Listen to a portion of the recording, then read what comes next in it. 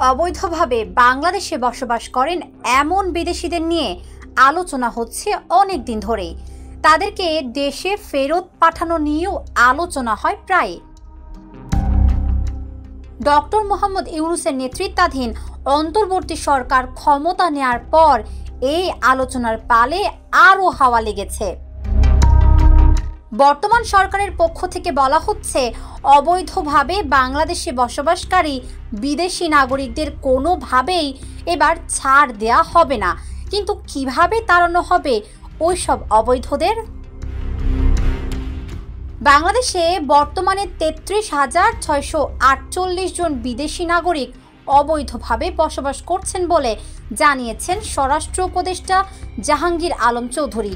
গত 20 জানুয়ারি তিনি বলেন, দেশে এখনও 33,648 জন অবৈধ বিদেশি রয়েছেন, কিন্তু এই সংখ্যা আগে আরও বেশি ছিল।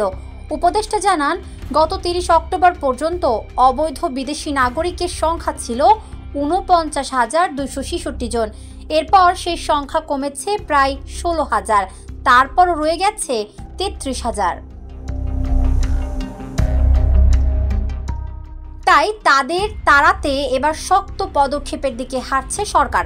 অবৈধভাবে বাংলাদেশে অবস্থানরত বিদেশি নাগরিকদের বিষয়ে করণীয় নির্ধারণে 3 ফেব্রুয়ারি একটি টাস্ক ফোর্স গঠন করেছে সরকার।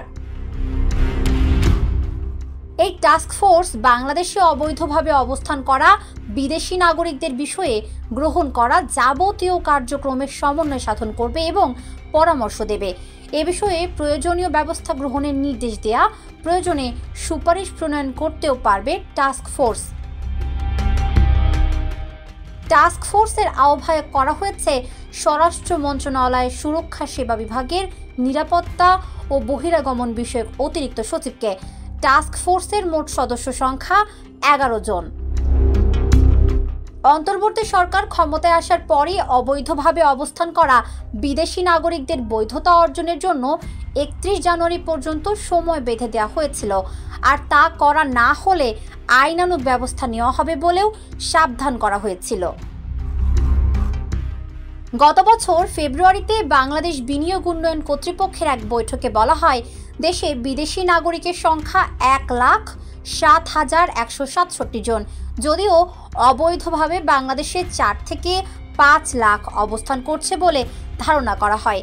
এদের অনেকে বাংলাদেশ থেকে আয় রোজগার করলেও দেন না কর, কিন্তু তারপরও তাদের একটি বড় অংশ ভিসার মেয়াদ শেষ হয়ে যাওয়ার পরও বাংলাদেশে থেকে যান, কারণ ধরা পড়লে জরিমানার অঙ্ক খুবই কম, মাত্র 30,000 টাকা।